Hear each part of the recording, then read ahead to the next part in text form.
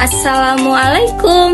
Hari ini kita akan membahas tentang mengenai relasi dan fungsi. Simak videonya ya teman-teman. Bye-bye. 2 moments later. Pengertian dari relasi. Relasi adalah konsep matematika dasar yang menggambarkan hubungan antara dua set nilai atau variabel. Dalam konteks matematika, relasi adalah himpunan pasangan terurut, di mana setiap pasangan terdiri dari dua elemen yang disebut domain dan range. Sekarang kita akan masuk ke dalam materi penyajian relasi. Nah, penyajian relasi ini ada 3. Yang mana yang pertama itu diagram panah, next yang kedua himpunan pasangan berurutan, dan yang terakhir diagram kartesius. Definisi dari diagram panah merupakan cara yang paling mudah untuk menyatakan suatu relasi. Diagram ini membentuk pola dari suatu relasi ke dalam bentuk gambar arah panah yang menyatakan hubungan antara anggota himpunan A dengan anggota himpunan B. Selanjutnya, 2 himpunan pasangan berurutan adalah himpunan yang anggota-anggotanya tersusun secara berurutan dalam pasangan. Himpunan berurutan biasanya dilambangkan dengan buka kurung X, Y, tutup kurung dengan X elemen dari S, Y elemen dari V.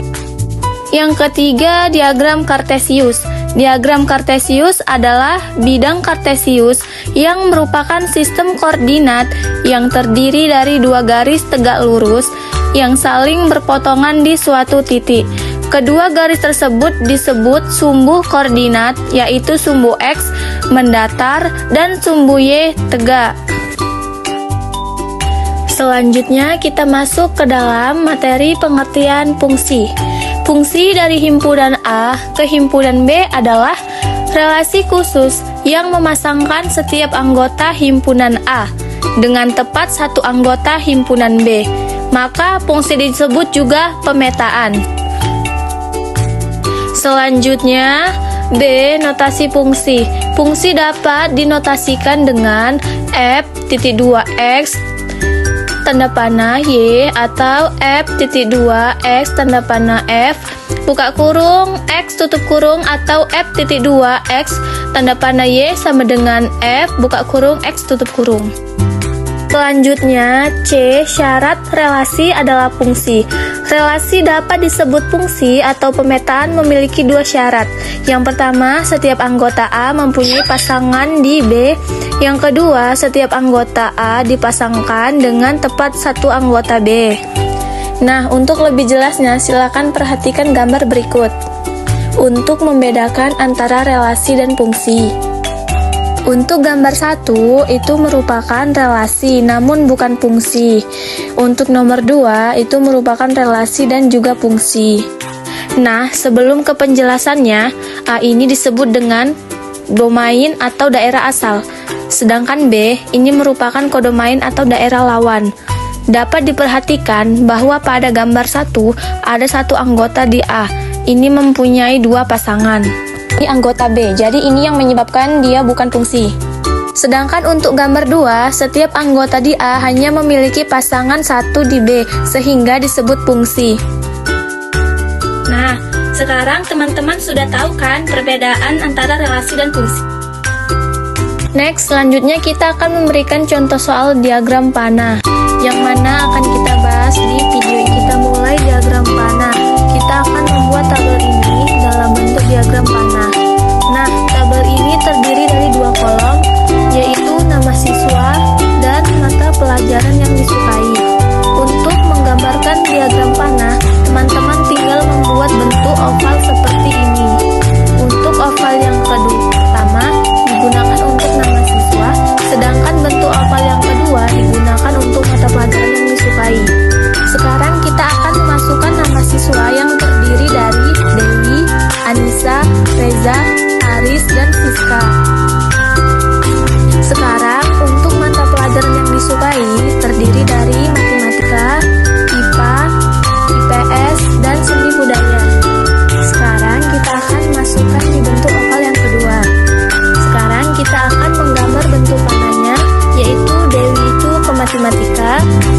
kita gambar Dewi ke matematika. Kemudian untuk Anissa ini ada 2 mata pelajarannya, yang dimana yang disukai yaitu kita gambar IPA, kemudian ke matematika.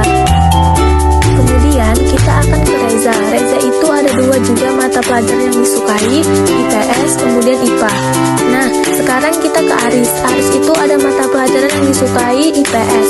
Kemudian untuk Siska kita gambarkan ke seni budaya, kemudian ke matematika dan ke IPA. Jadi, inilah bentuk diagram panah untuk tabel mahasiswa dan mata pelajaran yang disukai. Baik, kita akan melanjutkan cara menyajikan relasi dalam bentuk diagram kartesius. Nah, untuk membentuk diagram kartesius, teman-teman membutuhkan sumbu X dan sumbu Y. Sekarang kita tentukan nama siswa diletakkan di sumbu X atau Y. Teman-teman bisa memilih terlebih dahulu. Nah, di sini kita bisa mencoba nama siswa sebagai sumbu X dan mata pelajaran yang disukai sebagai sumbu Y.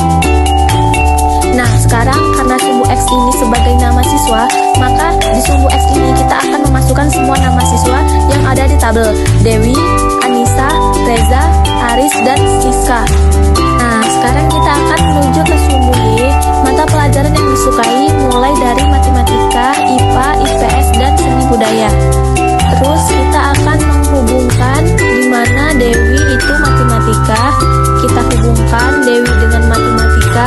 Kemudian kita lanjut ke Anissa, 2 mata pelajaran itu IPA, kita hubungkan Anissa ke IPA, kemudian Anissa ke matematika.